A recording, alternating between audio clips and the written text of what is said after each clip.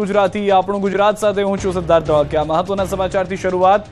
આવતીકાલથી 3 દિવસ સુધી ગરમીથી મળશે રાહત।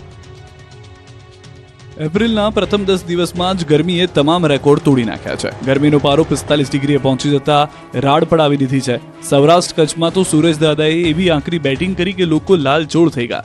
એમાં પણ રાજકોટ તો ગરમીએ 133 વર્ષનો રેકોર્ડ તોડી નાખ્યો। 4 થી વધુ જિલ્લા ગુરુવારે પણ હીટવેવની ઝપેટમાં આવી ગયા। ગુરુવારે પણ ગુજરાતના લોકો આકરી ગરમીમાં શેકાયા। સૌરાષ્ટ્ર કચ્છના શહેરોમાં ઉનાળાએ અસલી મિજાજ બતાવ્યો। જોકે રાહતની વાત એ છે કે આવતીકાલથી 3 દિવસ સુધી ગરમીથી રાહત મળશે। હવામાન વિભાગની આગાહી મુજબ આવતીકાલથી ગરમીમાં આંશિક રાહત મળશે। આવતીકાલથી ધીમે ધીમે 2 થી 4 ડિગ્રી તાપમાન ઘટી જશે। 3 દિવસ સુધી તાપમાનનું તાંડવ જોવા નહીં મળે। હાલ પશ્ચિમ ઉત્તર પશ્ચિમના પવન ફૂંકાઈ રહ્યા છે। પવનની દિશા બદલાતા અને વેસ્ટર્ન ડિસ્ટર્બન્સને કારણે તાપમાન ઘટશે। और आज से जहाँ तक मैं अधिकतम तापमान का सवाल है 2 से 4 डिग्री की गिरावट अगले 3 दिनों में रहेगी। उसके बाद फिर उत्तरोत्तर वृद्धि होगी 2 से 3 डिग्री मैक्सिमम टेम्परेचर। ફરી એક વખત સનાતન ધર્મનું અપમાન થયું છે। રાજકોટના રૈયા રોડ પરનું જાગાસ્વામી અક્ષર પુરુષોત્તમ સ્વામિનારાયણ મંદિર આવ્યું વિવાદમાં। મંદિરમાં લાગેલું બેનર હાલ વાયરલ છે। સ્વામીઓના નામ અને પહેલા કયા અવતારમાં હતા તેની યાદી સાથેનું બેનર વિવાદમાં। શ્રીજી મહારાજના તમામ શિષ્યોને ભગવાનના અવતાર બતાવાયા। સ્વામીઓ પૂર્વજન્મમાં ભગવાન શંકર, શ્રી કૃષ્ણ, ભગવાન હનુમાનજી, લક્ષ્મીજી સહિત દેવી દેવતાઓના અવતારો હોવાનો ઉલ્લેખ કરાયો। રાજ્યના તમામ જાગા સ્વામી અક્ષર પુરુષોત્તમ સ્વામિનારાયણ મંદિરમાં બેનર લગાવાયું હોવાનું સામે આવ્યું। બેનર વાયરલ થતા મંદિરના પિલ્લરમાંથી વિવાદિત બેનર હટાવી દેવાયું। જે પિલ્લર પરથી બેનર હટાવાયું છે તે પિલ્લર અને આસપાસના ફોટોની સ્થળ પર જ થઈ પુષ્ટિ। મંદિર સંચાલકોએ કર્યો બચાવ। મંદિરનું સંચાલન 1 વર્ષથી અમારા હાથમાં છે। અગાઉના લોકોએ કદાચ રાખ્યું હોઈ શકે। અમે સંચાલન હાથમાં લીધું ત્યારથી બેનર નથી। આ તરફ રાજકોટ અને મહેસાણામાં આગથી મચી ગઈ અફરાતફરી। રાજકોટ શહેરના હાજી ડેમ પાસે જીઆઈડીસીના ખૂણે સર્વિસ સ્ટેશનની પાછળ ભંગારના ડેલામાં આગ લાગી હતી। બપોરના સમયે ભંગારના ડેલામાં આગ લાગતા નાસભાગ મચી ગઈ હતી। લોકોના ટોળા એકત્રિત થઈ ગયા હતા। પહેલા તો લોકો જાતે પાણીની ડોલ નાખી આગને કાબૂમાં કરવાનો પ્રયાસ કર્યો, પરંતુ પવન વધુ હોવાથી અને પ્લાસ્ટિકનો જથ્થો વધુ હોવાથી આગ વધુ વિકરાળ બની। આખો ડેલો આગની ઝપેટમાં આવી ગયો। દૂર દૂર સુધી ધુમાડાના ગોટે ગોટા દેખાયા। તુરંત ફાયર વિભાગને જાણ કરતા ફાયર વિભાગની ટીમ પાણીનો મારો ચલાવી આગ પર કાબુ મેળવ્યો। સદનસીબે કોઈ જાનહાની થઈ નથી। આ તરફ મહેસાણા ઊંઝાના જગન્નાથપુરાના ગામે વડના વૃક્ષમાં આગ લાગી હતી। તોતિંગ વૃક્ષમાં ભીષણ આગ લાગતા અફરાતફરીનો માહોલ સર્જાયો હતો। ઊંઝા ફાયર વિભાગની ટીમે પહોંચી મહામહેનતે આગ પર કાબુ મેળવ્યો હતો। આ તરફ વડોદરામાં ખેતરમાં આગથી દોડધામ। વડોદરાના ભાયલી વિસ્તારમાં આગ ભભૂકી ઉઠી હતી। ભાયલીમાં આવેલા એક ખેતરમાં કોઈ કારણોસર આગ લાગી હતી। ખેતરમાં સરગવાની સિંગની ખેતી કરી હતી। અચાનક આગ લાગતા નાસભાગ મચી ગઈ હતી। મુખ્ય માર્ગ પર જ આવેલા ખેતરમાં આગ લાગતા રોડ પર જતા લોકો પણ ચોંકી ગયા હતા। જોતજોતામાં આગ વધુ પ્રસરી હતી। આખું ખેતર બળી ગયું હતું। સરગવાની સિંગા પાકને વ્યાપક નુકસાન થયું હતું। ફાયર વિભાગે ઘટના સ્થળે પહોંચીને પાણીનો મારો કરીને આગને કાબૂમાં કરી હતી। કોઈએ અટકચાળો કર્યો હોવાની ચર્ચા છે। ફટાકડા ફૂટતા હોય તે પ્રકારના દ્રશ્યો વડોદરાના છે। મોટી છીપવાડામાં વીજ થાંભલા પર આગ લાગી હતી। કોઈ કારણોસર આગ લાગતા વીજ થાંભલા પર ધડાકા સાથે આગના તણખા જર્યા હતા।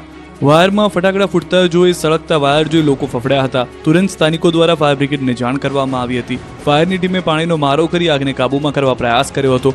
ફાયર તેમજ વીજ કંપનીના કર્મચારીઓએ સ્થિતિ સંભાળી હતી। ભાવનગરમાં હત્યા બાદ મૃતકના પરિવારે આરોપીઓના 3 મકાન અને રિક્ષામાં લગાવી આગ। ભાવનગર શહેરના રૂવાપરી રોડ પર સ્થિત મહાકાળી વસાહતમાં આરોપીના ઘરમાં મૃતકના પરિવારે આગ લગાવી દીધી હતી। 2 દિવસ પહેલા થયેલી મારામારીમાં ઘવાયેલા વ્યક્તિનું મોત થતા પરિસ્થિતિ વણસી। નરસિંહભાઈ સાગર ચૌહાણના ઘરે ગયા હતા। સાગર અને તેના સાથીઓને શંકા હતી કે નરસિંહભાઈ તેમની અંગત બાબતોની માહિતી બહાર આપે છે। આ શંકાના આધારે સાગર ચૌહાણ, સુનિલ ચૌહાણ, ભદો ઉર્ફે ભદી, અજય ચૌહાણ અને 2 મહિલાઓએ નરસિંહભાઈ અને તેમના સાળા વિજય પર હુમલો કર્યો હતો। આરોપીઓએ ધારિયા અને લોખંડની પાઇપ વડે હુમલો કર્યો। ગંભીર ઇજાઓ થતા બંનેને સરટી હોસ્પિટલમાં દાખલ કરવામાં આવ્યા હતા।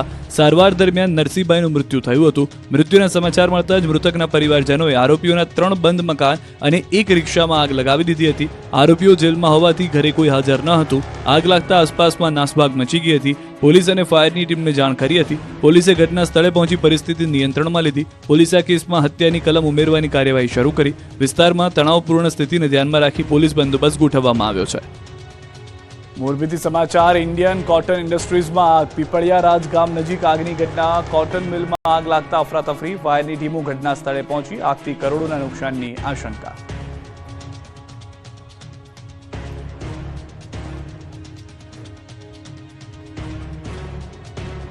રાજકોટમાં હિસ્ટ્રી શીટરનું ગેરકાયદે બાંધકામ પર ફર્યું બુલડોઝર. રાજકોટ શહેરના પ્રદ્યુમનનગર પોલીસ સ્ટેશન વિસ્તારમાં ફર્યું તંત્રનું બુલડોઝર. વહીવટીતંત્રના માધ્યમથી અસામાજિક તત્વો વિરુદ્ધ કડક કાર્યવાહી કરવામાં આવી. પ્રદ્યુમનનગર પોલીસ સ્ટેશન વિસ્તારમાં રહેતા સલીમ માણિક નામના હિસ્ટ્રી શીટરના ગેરકાયદેસર બાંધકામ પર બુલડોઝર ફેરવવામાં આવ્યું. સલીમ માણિક વિરુદ્ધ રાજકોટ શહેરના અલગ અલગ પોલીસ સ્ટેશનમાં કુલ 10 જેટલા ગુના નોંધાઈ ચૂક્યા છે, જેમાં ગેરકાયદેસર હથિયાર, પ્રોહિબિશન, મારામારી સહિતના ગુના સામેલ છે. ત્યારે સલીમ માણિક દ્વારા સરકારી જગ્યા પર કરવામાં આવેલા ગેરકાયદેસર બાંધકામ ઉપર બુલડોઝર ફેરવવામાં આવ્યું. પોલીસ બંદોબસ્ત સાથે ટીમ જેસીબી લઈને પહોંચી હતી. આ તરફ દ્વારકાના જામ ખંભાળિયામાં દાદાનું બુલડોઝર ચાલ્યું હતું. ખંભાળિયામાં સરકારી જગ્યા પર કરવામાં આવેલા દબાણને જમીનદોસ્ત કરવામાં આવ્યા. લલિયા ગામના બુટલેગર રાહુલ ધારાણીનું ગેરકાયદેસર દબાણ દૂર કરાયું. સરકારી જમીન પર બનાવેલ ગેરકાયદેસર મકાન તોડી પડાયું. 2 થી 2.5 વીઘા જેટલી જમીન પરનું દબાણ કરાયું હતું. સુરતમાં વાળ પકડી વહેરમીથી મહિલા અને બાળકીની ધોલાઈ. સુરતમાં સિક્યુરિટી ગાર્ડના વેશમાં રાક્ષસે મહિલા અને બાળકીને બેરહેમીથી મારી. સિક્યુરિટી ગાર્ડ તરીકે કામ કરતો શખ્સ અન્ય એક શખ્સ સાથે મળીને માતા દીકરી પર બેરહેમીપૂર્વક તૂટી પડ્યા. નિર્દયી રીતે માતાને લાકડીઓથી તો તેની દીકરીને વાળથી પકડીને ઢસડીને લાતો મારી. દ્રશ્યમાં જોઈ શકાય છે કે સિક્યુરિટી ગાર્ડ અને એક શખ્સ માતા દીકરીને બેરહેમીથી મારી રહ્યા છે. એક ગાર્ડ યુવતીને વાળ પકડીને ખેંચી લાતો મારી રહ્યો છે, તો બીજો હાથમાં લાકડી લઈને મહિલાને લાતો મારે છે. જાહેર રોડ પર આ હિંસક પ્રવૃત્તિ થઈ રહી છે, પણ જાણે કહેવાતો સભ્ય સમાજ જીવતી લાશ બનીને ફરતો હોય તેમ કોઈ આ મા દીકરીને બચાવવા માટે આવતું નથી. માતા દીકરી પર શાકભાજી ચોરીનો આક્ષેપ છે. વાયરલ વિડીયો સુરતના પુણા સરદાર માર્કેટ એપીએમસીના ગેટ નંબર 2 પાસે અંદરના ભાગનો છે. મળતી માહિતી પ્રમાણે આ વિડીયો 6 એપ્રિલનો છે. વિડીયો વાયરલ થતાં પુણા પોલીસે આ બાબતે તપાસ હાથ ધરી. આ સાથે પુણા પોલીસે આ બાબતે ગુનો નોંધ્યો હતો. સીસીટીવીના આધારે બંને શખ્સો પૈકી અનિલ ઉમાશંકર તિવારી, આદિત્યકુમાર રાજેશકુમાર સિંઘને પકડી પાડ્યા હતા. પણ અહીં સવાલ એ થાય છે કે આક્ષેપ હોય કે ગુનો, દેશમાં કાયદો વ્યવસ્થાના શાસન વચ્ચે આ બે રાક્ષસોને તેમને સજા આપવાનો હક કોણે આપ્યો? વડોદરામાં પાનના ગલ્લે ખુરશીઓ ઉડી. મારામારી અને ખુરશીઓથી ધોલાઈના દ્રશ્યો છે વડોદરાના. સોમા તળાવ વિસ્તારમાં આવેલી પાનની દુકાનને બે જૂથ વચ્ચે બબાલ થઈ ગઈ હતી. યુવકો પડીકી લેવા બાબતે ઝઘડી પડ્યા. દ્રશ્યોમાં જોઈ શકાય છે કે કેટલાક યુવાનો પાનની દુકાન બહાર ઝઘડી રહ્યા છે. વાતચીત કરતા બબાલ ઉગ્ર બને છે. છેક મારામારી સુધી વાત પહોંચી જાય છે. બાદમાં કેટલાક યુવકો એટલા ગુસ્સે ભરાઈ જાય છે કે ઢીકા પાટુની બદલે દુકાન બહાર પડેલી ખુરશીઓ ઉંચકી મારી. એકબીજા પર ખુરશીઓથી હુમલો કરતા દહેશત ફેલાઈ. વિડીયો વાયરલ થતા પોલીસે તપાસ શરૂ કરી. અમદાવાદ વિજલપુરમાં સોનલ સિનેમા રોડ પરનો બનાવ. પૈસાની લેતીદેતીમાં 3 શખ્સોએ જાહેરમાં કર્યો હુમલો. તલવાર સહિતના હથિયારથી આસિફ શેખ પર હુમલો. ઓશામા બક્ષી, ખાલિદ બક્ષી, અરબાજ બક્ષી સામે ફરિયાદ. વિજલપુર પોલીસે ગુનો દાખલ કરી 3 આરોપીની કરી અટકાયત. સેલવાસમાં ગેસ લીકેજ થતા ધૂળ નાખી તો ડમરી ઉડી. દાદરાનગર હવેલીના સેલવાસમાં ગેસ લાઇનમાં ભંગાણ થયું. આથી સુસવાટા સાથે ગેસ નીકળવા લાગ્યો. એ જ સમયે ખોદકામ કરી રહેલા જેસીબી દ્વારા ગેસ લાઇન પર ધૂળ નાખવાનો પ્રયાસ કરાયો. જેવી ધૂળ નાખવામાં આવી કે તરત જ ત્યાંથી ધૂળની ડમરીઓ ઉડવા લાગી. શહેરના આમલી વિસ્તારમાં રોડનું નવીનીકરણ ચાલી રહ્યું છે, જેના માટે ખોદકામ ચાલી રહ્યું હતું. ત્યારે જ નીચેથી પસાર થઈ રહેલી ગેસ લાઇન લીકેજ થઈ હતી અને ગેસ ગળતર શરૂ થયો. જોકે ઘટનાની જાણ થતાં જ સંબંધિત વિભાગની ટીમ તાત્કાલિક સ્થળ પર પહોંચી અને સમારકામ કર્યું, જેના કારણે લોકોએ રાહતનો શ્વાસ લીધો. પરંતુ થોડી વાર માટે દોડધામ મચી ગઈ હતી. અમદાવાદના સોલામાં જ્વેલર્સના કર્મચારીએ કરી દાગીનાની ચોરી. સોના મહોર જ્વેલર્સના કર્મચારી હર્ષ સોલંકી ચોરીને અંજામ આપી ફરાર. સીસીટીવીમાં કર્મચારી ચોરી કરતો કેદ થયો. 12,32,000ના દાગીનાની ચોરી અંગે નોંધાઈ ફરિયાદ. નોકરીએ લાગ્યાના 2 દિવસમાં ચોરીને અંજામ આપી ફરાર થયો. સોલા પોલીસે સીસીટીવીના આધારે ગુનો નોંધી વધુ તપાસ હાથ ધરી. વડોદરાના માંજલપુરના ધારાસભ્ય યોગેશ પટેલે હસતા હસતા બળાપો ઠાલવ્યો. ખુલીને બોલવા માટે ટેવાયેલા માંજલપુરના ધારાસભ્ય યોગેશ પટેલે ભાજપના કાર્યક્રમમાં હસતા હસતા એક એવી વાત કરી કે બધા જોતા જ રહી ગયા. ભાજપના 46મા સ્થાપના દિવસ નિમિત્તે માંજલપુરમાં સક્રિય સદસ્યતા સંમેલનમાં નવા શહેર ભાજપ પ્રમુખ સામે જ યોગેશ પટેલે કહી દીધું કે 30 વર્ષમાં ક્યારેય મેયર કે સ્ટેન્ડિંગ કમિટીના ચેરમેનનું પદ માંજલપુરને નથી મળ્યું. યોગેશ પટેલે ખુલ્લા મંચ પરથી કહી દીધું કે જો માંજલપુર વિસ્તારની સ્ટેન્ડિંગ ચેરમેન અથવા મેયર મળ્યા હોત તો શહેરમાં માંજલપુર વિસ્તારમાં 4 ચાંદ લાગી જાત. સાથે જ સિનિયર ધારાસભ્ય યોગેશ પટેલ હસતા મોઢે સંભળાવી દીધું કે મેયર, ડેપ્યુટી મેયર અને સ્થાયી સમિતિના ચેરમેન હોદ્દા ઉપર હોવા છતાં તેમના વોર્ડનો વિકાસ કરી શક્યા નથી. આ પ્રસંગે ધારાસભ્ય યોગેશ પટેલે હસતા મોઢે પોતાના મનની વાત કહી દીધી, જેને પગલે કાર્યક્રમમાં હાસ્યનું મોજું ફરી વળ્યું. આ વાતની અસર કેટલી રહી તે આવનાર સંગઠનના માળખાની નિયુક્તિ પરથી સ્પષ્ટ થશે તેવો અંદાજો લગાડવામાં આવી રહ્યો છે. એટલે મારી માગણી એ જ હતી કે આજ સુધીને અનેક શાસકો બદલાયા, અનેક મેયરો બદલાયા, અનેક સ્ટેન્ડિંગ ચેરમેન બદલાયા.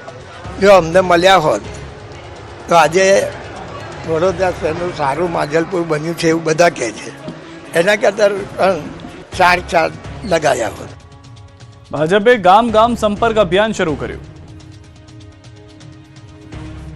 ભાજપના 46મા સ્થાપના દિવસની ઉજવણી નિમિત્તે ચાલી રહેલા અભિયાન અંતર્ગત પાર્ટી દ્વારા ગામ ચલો અભિયાન યોજાયું, જે અંતર્ગત ભાજપના અગ્રણીઓ અને અનેક કાર્યકર્તાઓ વિવિધ ગામોની મુલાકાત લઈ ગામના લોકો સાથે આખો દિવસ પસાર કરી તેમની સાથે ગામના વિકાસના કામો અને સમસ્યાઓને સાંભળવા આવ્યા. રાજ્યના નાણામંત્રી કનુ દેસાઈએ પણ વલસાડ જિલ્લાના પારડીના ઉમરસાડી ગામની મુલાકાત લીધી. અહીં તેઓએ ગામના સ્વચ્છતા અભિયાનની સાથે લોકોની મુલાકાત કરી, ગામના આરોગ્ય કેન્દ્ર, મંદિર, વિવિધ સમાજના અગ્રણીઓ સાથે બેઠક કરી, ગામના યુવકો અને સરકારની યોજનાઓના લાભાર્થીઓ સાથે મુલાકાત પણ કરી, સાથે જ ગામની સમસ્યાઓ પણ સાંભળી હતી. તેના નિરાકરણ લાવવાની હૈયાધારણા પણ આપી હતી. રાજકોટ પીજીવીસીએલના નિષ્ઠુર કર્મીઓએ લોકોને પરસેવે રેપઝેપ કરી મારી નાખ્યા. જો તમે રાજકોટમાં રહેતા હો અને લાઇટ જાય અને વીજ કચેરીએ ફોન લગાડશો તો ફોન તો લાગશે, ઘંટડીઓ પણ વાગશે, પરંતુ કોઈ ઉપાડશે નહીં, કેમ કે પીજીવીસીએલના કર્મચારીઓ નિષ્ઠુર બની ગયા છે. એક તરફ રાજકોટમાં ગરમીનો આકરો રાઉન્ડ શરૂ થયો છે, ગરમી રાડ પડાવી રહી છે, ત્યારે વીજ કર્મચારીઓ લોકોને ગરમીમાં મારી નાખવાનું નક્કી કરી ચૂક્યા છે. રાજકોટના ગાંધીગ્રામ વિસ્તારમાં 11 kV ફીડર ટ્રીપ થઈ જતા સમગ્ર વિસ્તારમાં વીજ પુરવઠો ખોરવાયો. લોકો ગરમીથી ત્રાહિમામ પોકારી ઉઠ્યા. રાતના સમયે લોકો વીજ કચેરીએ અનેક ફોન કર્યા, પરંતુ કોઈએ ફોન ઉપાડ્યા જ નહીં. આખરે એક વ્યક્તિએ જામ ટાવર વિસ્તાર પાસે આવેલી કંટ્રોલ રૂમની ઓફિસ ખાતે મુલાકાત લીધી અને રાત્રિ સમયે કંટ્રોલ રૂમનો જે દ્રશ્યો જોયા તે ચોંકાવનારા હતા. પ્રજાની પરેશાની દૂર કરવા બેઠેલા કર્મચારીઓ તો ફોનનું રિસીવર સાઈડમાં મૂકી મીઠી નિંદર માણી રહ્યા હતા. લોકો ગરમીમાં શેકાતા હતા અને કંટ્રોલ રૂમના કર્મચારીઓ મસ્ત ઊંઘી રહ્યા હતા. દ્રશ્યોમાં જોઈ શકાય છે કે કંટ્રોલ રૂમના ફરજના 2 કર્મીઓ રાત્રે સૂઈ રહ્યા છે.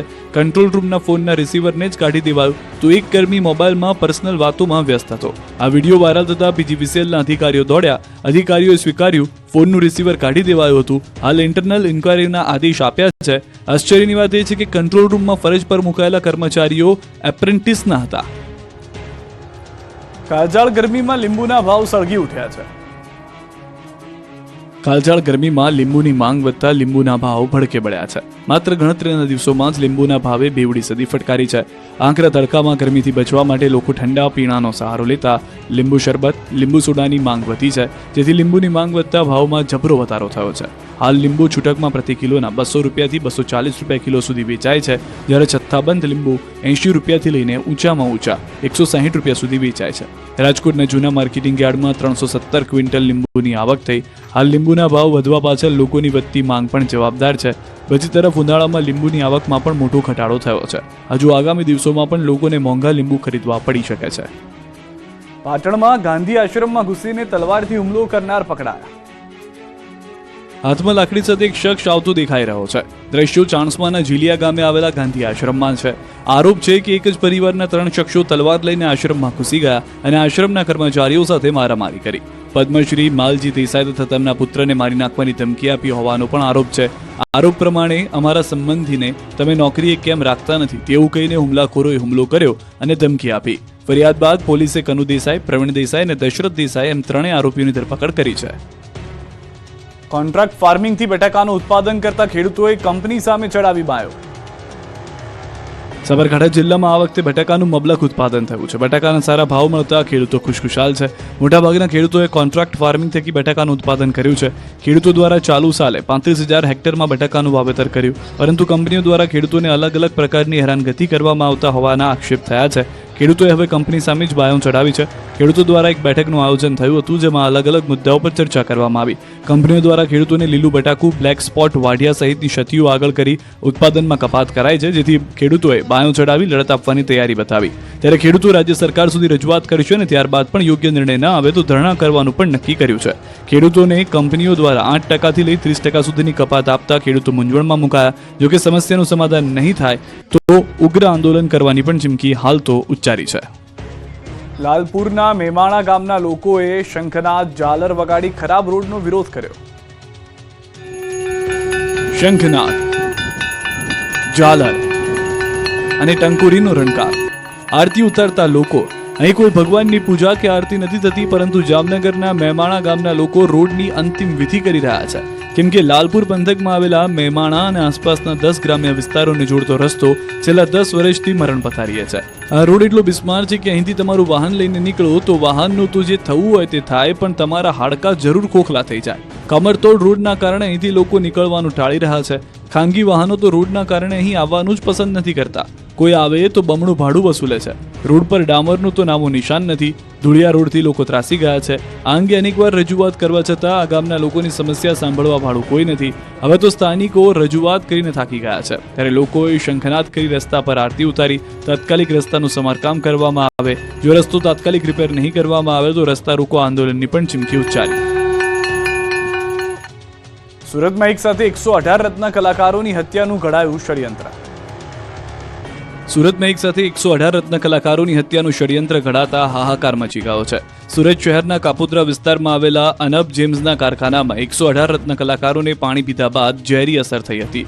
નોકરી પર આવ્યાના થોડા કલાક એટલે કે 9:30 વાગ્યા આસપાસ સંખ્યાબંધ રત્ન કલાકારોને ચક્કર આવવા લાગ્યા. તે સાથે શ્વાસ લેવામાં પણ તકલીફ પડતી હોવાની ફરિયાદ કરી. 118 કરતાં વધુ રત્ન કલાકારોની હાલત કથળતા મામલો ગંભીર બન્યો. એક બાદ એક 118 રત્ન કલાકારોની તબિયત બગડતા હોસ્પિટલે ખસેડવા પડ્યા હતા. એક સાથે આટલા બધા લોકોને ઝેરી અસર થતા તંત્ર દોડતું થયું. પીવાના પાણીમાં એલ્યુમિનિયમ સલ્ફોસ ભેળવી હત્યાનું ષડયંત્ર ઘડાયું. હાલ તમામ રત્ન કલાકારો હોસ્પિટલમાં સારવાર હેઠળ છે. સમગ્ર ઘટનાને લઈ પોલીસ દ્વારા તપાસનો ધમધમાટ શરૂ થઈ ગયો છે. એફએસએલની ટીમે પણ હીરા કંપની પર પહોંચી તપાસ કરી. પાણીના સેમ્પલના આધારે ગુનો નોંધવામાં આવશે. મંત્રી પ્રફુલ પાનસેરિયા, મેયર સહિતના નેતાઓએ હોસ્પિટલમાં દર્દીઓના ખબર અંતર પૂછ્યા. ઘટના અંગે અધિકારીઓ પાસેથી માહિતી મેળવી, જે બાદ તપાસના આદેશ આપ્યા. મેનેજરના ભાણિયા નિકુંજ નામના યુવકે સુપરવિઝન કરતા મામા કાંતિભાઈને પીવાના પાણીના ફિલ્ટરમાંથી દુર્ગંધ આવતી હોવાની ફરિયાદ કરતા પેઢીના મેઇન મેનેજર હરેશભાઈએ પાણીનું ફિલ્ટર ચેક કરાવ્યું. કુલરની અંદર જે વસ્તુ મળી હતી તે જોતા જ બધાને જાણે આંખો ફાટી ગઈ હતી. પાણીની અંદર સલ્ફોઝનું પાઉચ તરી રહ્યું હતું. ઉપરનું પ્લાસ્ટિક ફાટેલું હતું ને અંદર કાગળમાં પેક ગોળી પાણીમાં ભળી ગયાની શંકા સાથે જ અફરાતફરી મચી ગઈ. કારખાનાથી વાકેફ હોય તેવા વ્યક્તિ એટલે કે કારખાનાના કારીગર દ્વારા જ આ કૃત્ય કરવામાં આવ્યું હોય તેવી આશંકા છે. નર્મદા શુગર ફેક્ટરીમાં 8 લાખ ક્વિન્ટલ ખાંડનું ઉત્પાદન. નર્મદા જિલ્લાની જીવાદોરી સમાન નર્મદા શુગર ફેક્ટરીએ તેની પિલાણ સિઝન પૂર્ણ કરી. 160 દિવસ સતત શુગર ફેક્ટરીની મશીનરી ધમધમી.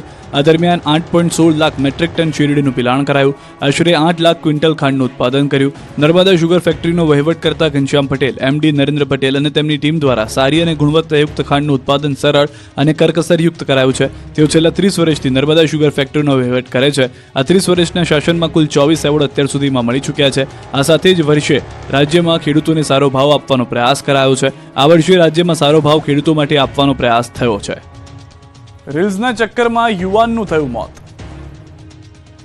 ફરી એકવાર રીલ્સ જીવલેણ સાબિત થઈ રહી છે. મહેસાણા જિલ્લાના ખેરાલુ તાલુકાના ડભોડા ગામમાં રીલ્સના ચક્કરમાં યુવાનને જીવ ગુમાવવાનો વારો આવ્યો.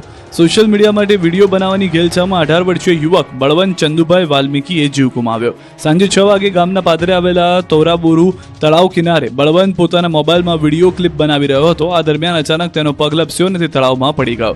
પાણીમાં ગરકાવ થવાને કારણે તેનું મોત નીપજ્યું. ઘટનાની જાણ થતાં ગામના સરપંચ ભૂપતજી ઠાકોર, તલાટી અને અન્ય ગ્રામજનો તાત્કાલિક ઘટના સ્થળે પહોંચ્યા. સ્થાનિકોએ યુવકને તળાવમાંથી બહાર કાઢ્યો અને તાત્કાલિક સારવાર માટે ગામના પ્રાથમિક આરોગ્ય કેન્દ્રમાં લઈ ગયા.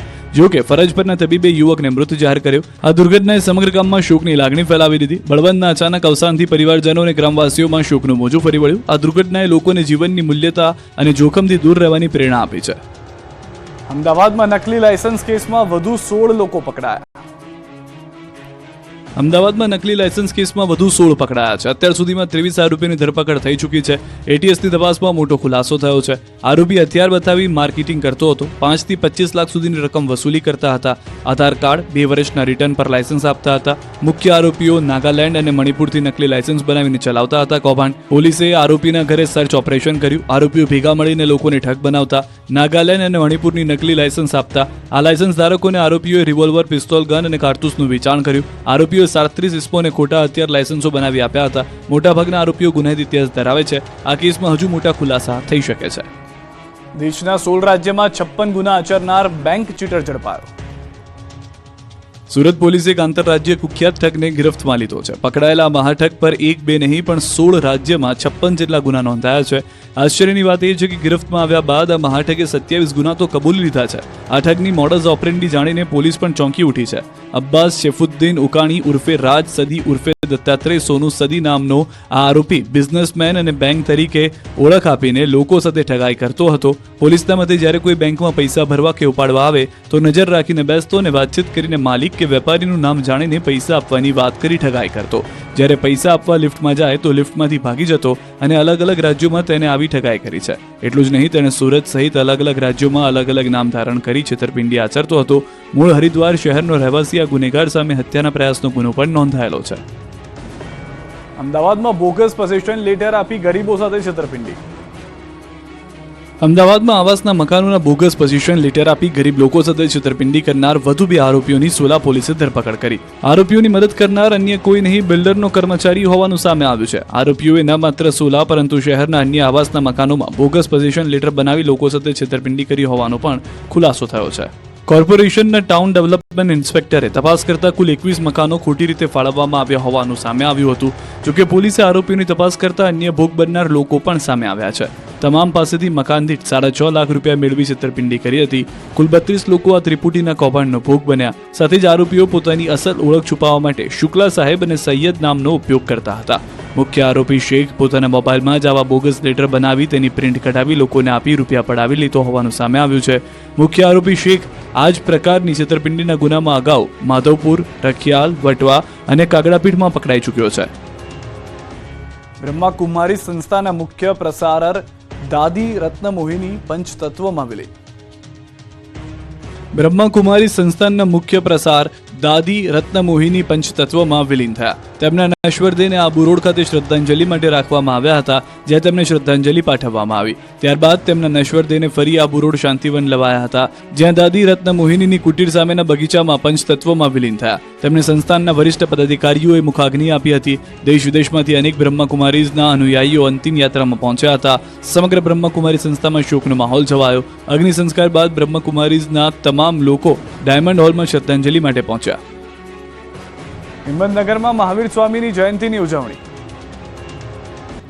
રાજ્યભરમાં ધામધૂમથી મહાવીર સ્વામીની જન્મ જયંતિની ઉજવણી થઈ. ત્યારે સાબરકાંઠાના હિંમતનગરમાં મહાવીર સ્વામી જયંતિએ શોભાયાત્રા નીકળી. વખારિયાવાડ જૈન દેરાસરથી શોભાયાત્રા નીકળી. યુવાનો દ્વારા બેન્ડની સુરાવલી સાથે શોભાયાત્રા કાઢવામાં આવી.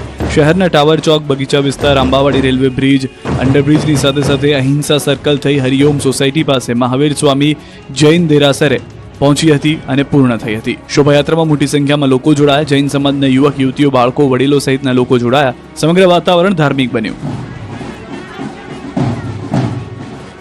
માધવપુરમાં ભગવાન માધવરાયજીનો નીકળ્યો વરઘોડો. માધવપુરમાં 5 દિવસીય વિવાહ મહોત્સવ ચાલી રહ્યો છે. ભગવાનના લગ્નોત્સવના સાક્ષી બનવા માટે રાજ્યભરમાંથી લોકો ઉમટી પડ્યા છે. ત્યારે માધવરાયજી મંદિરથી વાજતે ગાજતે ભગવાન માધવરાયની જાન નીકળી હતી. ભગવાનના નીકળેલા વરઘોડામાં મોટી સંખ્યામાં લોકો જોડાયા હતા. વરઘોડો લોકો માટે આકર્ષણનું કેન્દ્ર બન્યો. જાન લોકમેળાના ગ્રાઉન્ડ નજીક પહોંચી પૂરપાટ ઝડપે મધુવન તરફ જવા રવાના થઈ હતી. ત્યારબાદ ભગવાનનો રથ મધુવન પહોંચતા કન્યા પક્ષ દ્વારા જાનના સમૈયા કરવામાં આવ્યા.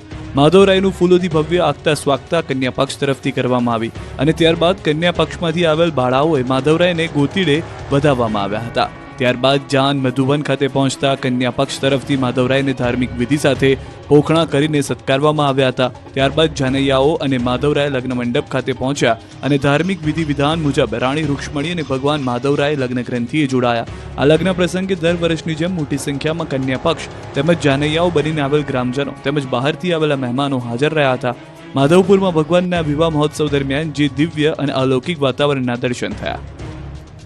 દ્વારકા માધવપુરથી પધારી રહેલા ભગવાન કૃષ્ણ અને માતા રૂક્ષ્મણીનો રથ દ્વારકા પહોંચ્યો. હાથી ગેટ પાસે ધારાસભ્ય પબુભા માણેક, કેબિનેટ મંત્રી મુળુભાઈ બેરા, જિલ્લા કલેક્ટર અને બાળાઓ દ્વારા રથનું સ્વાગત કરાયું. દ્વારકામાં હાથી ગેટ, કીર્તિસ્તંભ, સુદામા ચોક અને મંદિર પરિસરમાં રથનું ભવ્ય સ્વાગત કરાશે.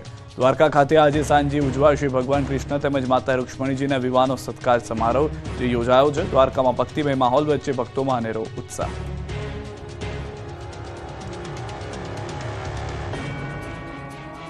250 કિલોની કેક કાપીને સાળંગપુરમાં ઉજવાશે હનુમાન જયંતિ. લાખો ભક્તો ઉમટશે. હનુમાન જયંતિ અને શનિવારનો અનોખો સંયોગ છે. ત્યારે સુપ્રસિદ્ધ યાત્રાધામ સાળંગપુરમાં શ્રી કષ્ટભંજન દેવ હનુમાનજી મંદિર ખાતે હનુમાન જયંતિ મહોત્સવની તૈયારીઓને આખરી ઓપ અપાઈ રહ્યો છે. અહીં 11 એપ્રિલથી 12 એપ્રિલ દરમિયાન અનેકવિધ ધાર્મિક કાર્યક્રમોનું આયોજન કરાયું છે, જેમાં લાખોની સંખ્યામાં ભાવિક ભક્તો ઉમટી પડશે. ભાવિકો માટે રહેવા માટે, જમવા માટે પાર્કિંગ સહિતની સુવિધાઓ ઊભી કરાઈ છે. પંચમુખી હનુમાનજીની ભવ્ય શોભાયાત્રા નીકળશે. હનુમાન જયંતિના પાવન પ્રસંગે 11 એપ્રિલે સવારે 7:30 વાગે રાજોપચાર પૂજન થશે, જેમાં 1008 કિલો પુષ્પોથી કષ્ટભંજન દેવનો ભવ્ય અભિષેક કરવામાં આવશે. સાંજે 4 વાગે કળશ યાત્રા યોજાશે, જેમાં 4 હાથીની સવારી ઉપર ઠાકોરજી બિરાજમાન થશે. હજારો બહેનો દાદા માટે અભિષેકનું જળ મસ્તક પર ધારણ કરશે. 251 પુરુષ મહિલા ભક્તો સાફા ધારણ કરીને યાત્રામાં જોડાશે. 108 બાળકો દાદાના વિજય ધ્વજને લહેરાવશે. આ તકે સીધી ડાન્સ જબરજસ્ત આકર્ષણ જમાવશે. આ ઉપરાંત ડીજે, નાસિક ઢોલ, બેન્ડ બાજાથી રમઝટ બોલાવાશે. 251 કિલો પુષ્પ અને 25,000 ચોકલેટથી સંતો દ્વારા દર્શનાર્થીઓને વધાવવામાં આવશે. 11 એપ્રિલે રાત્રે 8:30 વાગે હજારો દીવડાઓથી કિંગ ઓફ સાળંગપુરની સંતો અને ભક્તોની ઉપસ્થિતિમાં સમૂહ આરતી થશે. ઐતિહાસિક આતશબાજી કરાશે. રાત્રે 9 કલાકે ખ્યાતનામ કલાકાર જીગરદાન ગઢવી દ્વારા ડાન્સ વિથ ભક્તિ સંગીતનો કાર્યક્રમ યોજાયો અને કિંગ ઓફ સાળંગપુરના સાનિધ્યમાં ભક્તિ સંગીતનો લાઈવ કોન્સર્ટ યોજાશે. જ્યારે 12 એપ્રિલે દાદાની જયંતિની ઉજવણી કરવામાં આવશે. સવારે 5 વાગે મંગળા આરતી, 7 વાગે દાદા સુવર્ણ વાઘા ધારણ કરીને ભક્તોને દર્શન આપશે. 7:30 વાગે 51,000 બલૂન ડ્રોપથી ભક્તોનું સ્વાગત થશે. 250 કિલો કેકનું કટિંગ કરી હજારો ભક્તો હનુમાન ભક્તિમાં ડીજેના તાલે ઝૂમી ઉઠશે. સવારે 11 વાગે મહાઅન્નકૂટ યોજાશે. આ દરમિયાન સવારે 7 વાગ્યાથી સમૂહ મારુતિ યજ્ઞનું પણ આયોજન કરાયું છે, જેમાં વડતાલ ગાદીના આચાર્ય રાકેશ પ્રસાદ દાસ સંતો 1,000થી વધુ હરિભક્તો યજ્ઞમાં બેસવાનો લાભ લેશે. દેશના વિવિધ પ્રાંતમાંથી આવેલા 50થી વધુ બ્રાહ્મણો આ યજ્ઞ કરાવશે. સાંજે 7 વાગે સમૂહ મહાસંધ્યા આરતી યોજાશે. અમદાવાદમાં ગાયત્રી મંદિરે મહાયજ્ઞ યોજાયો. અમદાવાદના શાસ્ત્રીનગર ખાતે આવેલા શ્રી ગાયત્રી મંદિરમાં મહાયજ્ઞનું આયોજન કરવામાં આવ્યું છે. રજત જયંતિ નિમિત્તે 108 કુંડીય શક્તિ સંવર્ધન ગાયત્રી મહાયજ્ઞ યોજાઈ રહ્યા છે. તારીખ 10 થી 12 એપ્રિલ દરમિયાન મહાયજ્ઞનું આયોજન કરવામાં આવ્યું, ત્યારે ભક્તોને પણ આ મહાયજ્ઞનો લાભ લેવા અનુરોધ કરવામાં આવ્યો. યજ્ઞ કે ભોજનનો કોઈ પણ ચાર્જ લેવામાં આવ્યો નથી. મોટી સંખ્યામાં ભક્તો ઉપસ્થિત રહ્યા હતા. 108 કુંડીય શક્તિ સંવર્ધન ગાયત્રી મહાયજ્ઞ શરૂ થતાં સમગ્ર વાતાવરણ ધાર્મિક બની ગયું હતું. વેરાવળના માછીમારો બન્યા બેરોજગાર, માછીમારીનો ધંધો પડી ભાંગ્યો. ગીર સોમનાથ પંથકના માછીમારો કપરા સમયમાંથી પસાર થઈ રહ્યા છે. તેની પાછળનું કારણ છે આધુનિક લાઇટ ફિશિંગ અને લાઇન ફિશિંગ. આ પ્રકારના ફિશિંગમાં મોટા વિદેશી હર્બર નાનામાં નાની માછલી કે જે હજુ વિકાસ પણ ન પામી હોય તેને પકડી લેવાય છે, જેના કારણે સ્થાનિક માછીમારોને ભારે મહેનત બાદ પણ દરિયામાંથી માછલીઓ મળતી નથી. માછલીઓ મોટી થાય તે પહેલા જ તેને પકડી લેવાય છે. હાલ માછીમારોની સિઝન પૂર્ણ થવાને 2 મહિના બાકી છતાં વેરાવળ બંદર પર ઢગલા બંધ બોટ કિનારા પર ખડકેલી જોવા મળી. દરિયામાં ઓછી માછલી, વધતા ડીઝલના ભાવ તથા દરિયામાં ગેરકાયદેસર થતી લાઇન અને લાઇટ ફિશિંગના કારણે વેરાવળ સહિત ગુજરાતના માછીમારો બેરોજગાર બની રહ્યા છે. હાલ સ્થિતિ એ છે કે 4 થી 5 લાખનો ખર્ચ કર્યા બાદ પણ બોટ ફિશિંગ કરી દરિયામાંથી પરત આવે ત્યારે 2 થી 3 લાખની માછલીઓ મળી શકે છે, જેના કારણે દરેક બોટ માલિકોને 1.5 થી 2 લાખની નુકસાની ભોગવવી પડી રહી છે. જ્યારે દરિયામાંથી પરત આવ્યા બાદ દરિયાઈ માછલીને બજારમાં લઈ જાય તો ત્યાં યોગ્ય ભાવ મળતા ન હોવાથી પણ છેલ્લા કેટલાક વર્ષોથી માછીમારો માટે ચિંતાનો વિષય બન્યો છે. ત્યારે સરકાર દ્વારા લાઇન ફિશિંગ અને લાઇટ ફિશિંગને જે ગેરકાયદેસર છે તેને કડકાઈથી બંધ કરવામાં આવે તેવી માછીમારો માંગ કરી રહ્યા છે. રાણપુરના જાડીલા ગામને મળી નવી ગ્રામ પંચાયત, એનઆરઆઈએ ગામને આપી ભેટ. રાણપુર તાલુકાના જાડીલા ગામને મળી છે નવી ગ્રામ પંચાયત. આ નવી ગ્રામ પંચાયત મૂળ જાડીલા ગામના વતનીને હાલ અમેરિકામાં વસતા એનઆરઆઈએ સ્વખર્ચે બનાવડાવી છે. એનઆરઆઈ જગદીશભાઈએ પોતાના સ્વર્ગસ્થ પિતાની માદરે વતનમાં યાદગીરી જળવાઈ રહે તે માટે આ ગ્રામ પંચાયત બનાવડાવી છે. 34 લાખની માતબર રકમના ખર્ચે સરપંચ રૂમ, તલાટી room, computer room, conference room, guest room, kitchen waiting room, attach shower સાથેના બાથરૂમ સહિતની સુવિધા સાથે સજ્જ કચેરી બનાવી ગામને અર્પણ કરી છે. સાથે જ તેમના પિતાના સ્ટેચ્યુનું પણ અનાવરણ કરાયું, જેમાં મોટી સંખ્યામાં ગ્રામજનો ઉપસ્થિત રહ્યા. દાતા પરિવારનું કરાયું સન્માન. ભરૂચથી સમાચાર. અંકલેશ્વર જીઆઈડીસી પાસે અકસ્માત. ઉભેલી ટ્રક પાછળ તુફાન કાર ઘૂસી, કારમાં સવાર 3 લોકોને ઈજા પહોંચી. વડોદરામાંથી સમાચાર. શિનોરના સાધલી ગામે રખડતા શ્વાનનો આતંક સામે આવ્યો. સાધલી ગામે એકતાનગર સોસાયટીમાં રખડતા શ્વાનનો આતંક. રખડતા શ્વાને બાળકી પર કર્યો હુમલો. 3 વર્ષની બાળકીને શ્વાને બચકા ભરતા ગંભીર રીતે ઇજાગ્રસ્ત. મોટા ફોફળિયા ખાતે બાળકીને ઇન્જેક્શન સહિત પ્રાથમિક સારવાર અપાઈ. બાળકીને ગંભીર ઇજાઓ પહોંચતા વધુ સારવાર અર્થે હોસ્પિટલ ખસેડાઈ. આપણું ગુજરાતમાં અત્યારે બસ આટલું જ. આપ જોતા રહો ગુજરાતની number 1 news channel news 18 Gujarat.